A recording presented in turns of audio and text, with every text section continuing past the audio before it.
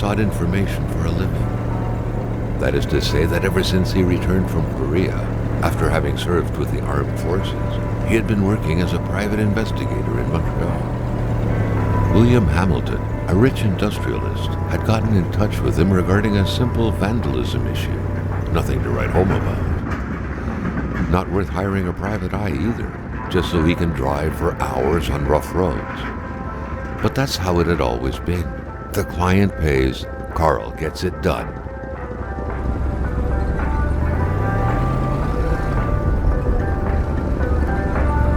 They had set up to meet at the general store, his client's business. Well, actually, the entire village had William Hamilton's name written all over it.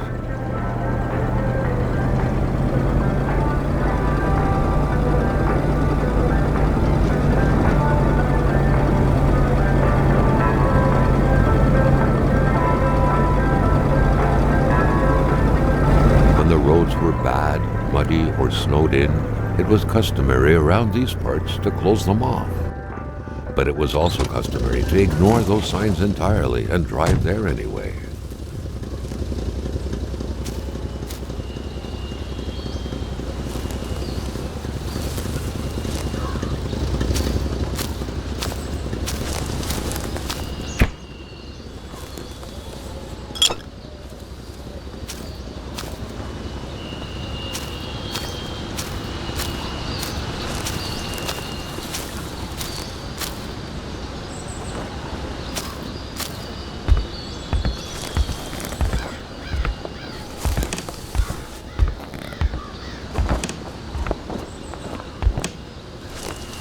Emperor Duplessis, in spite of his conservative agenda, did a good job in colonizing the rural north, which helped to re-establish the region as an integral part of the province of Quebec.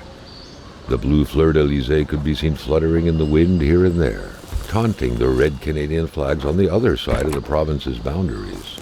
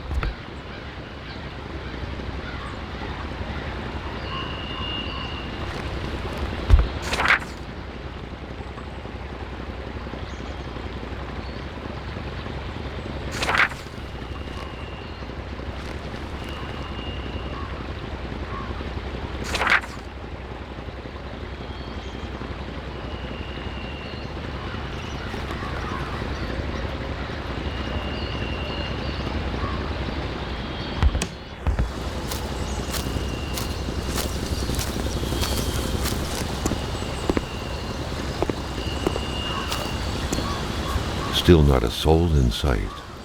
There was no point in waiting any longer. Carl had to figure this one out by himself. Hamilton is waiting for Carl in the general store. It was time for him to get down to business. Hamilton never mentioned a road-blocking barrier. Why was it needed here in the back of Beyond? That would, however, be a mystery for another day. Carl had waited long enough for someone to come and raise it. Carl was meeting his client in a store near this area. He was on the right track.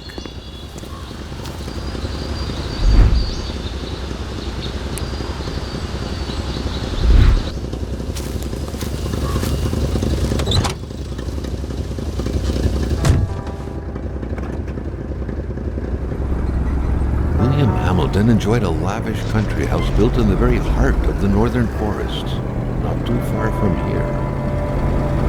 The local populace was divided when it came to the affluent men. Some saw a wealthy philanthropist dedicated to improving the region's economy. Others an aging Englishman who would do anything to further his fortunes. And those ones hated him enough to go on about scheming against him. Hamilton had recently acquired a few local businesses, but the last straw was the reopening of a mine, which gave rise to a wave of protests and threats from the Cree people. Given these circumstances, Carl reckoned that a good number of people must be feeling compelled to oppose Hamilton in one way or another. So far, only the industrialist's house had been a target, but soon enough, Carl thought, the target would become the man himself.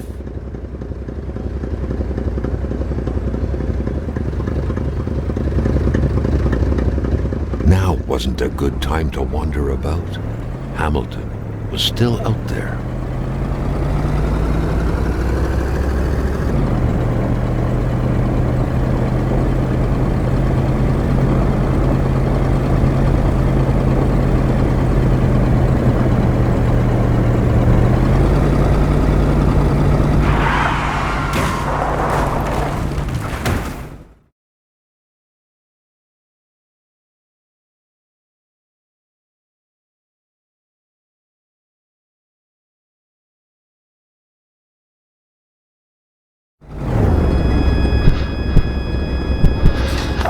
Carl needed to get out of there. The cold and the pain required urgent care.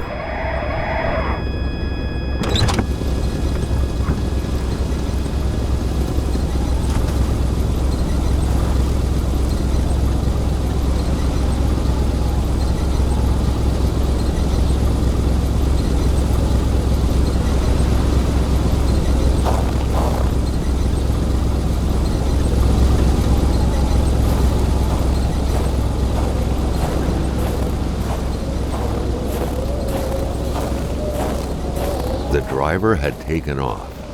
It was still best to check it out and leave nothing to chance. Carl needed help. It was a small, locked box engraved with the letters W.H. Carl thought about taking it. Nothing was to be left to chance. Such heart-wrenching Nordic poetry that was. But Carl didn't care much about flowery language.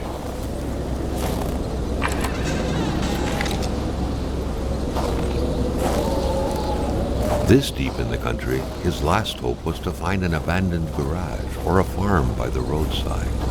His life depended on it.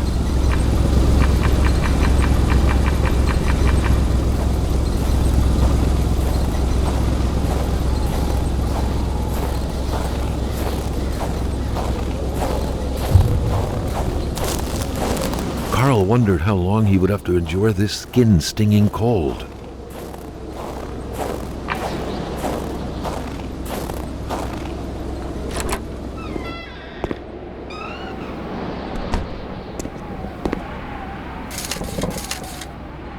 Even better than he had hoped. Carl Faubert had succeeded once more, and was now on his way to new adventures.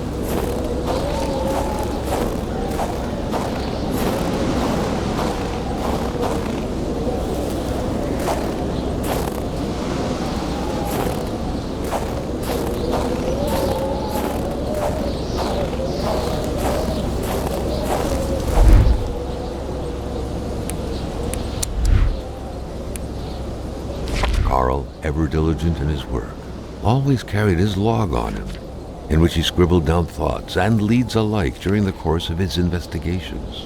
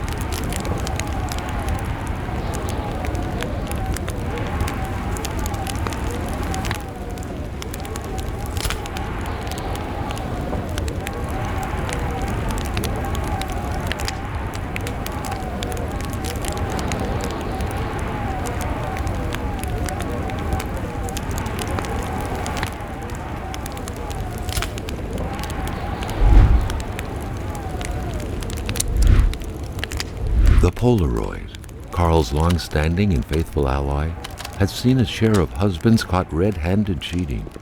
There's always something out there waiting to be snapped away.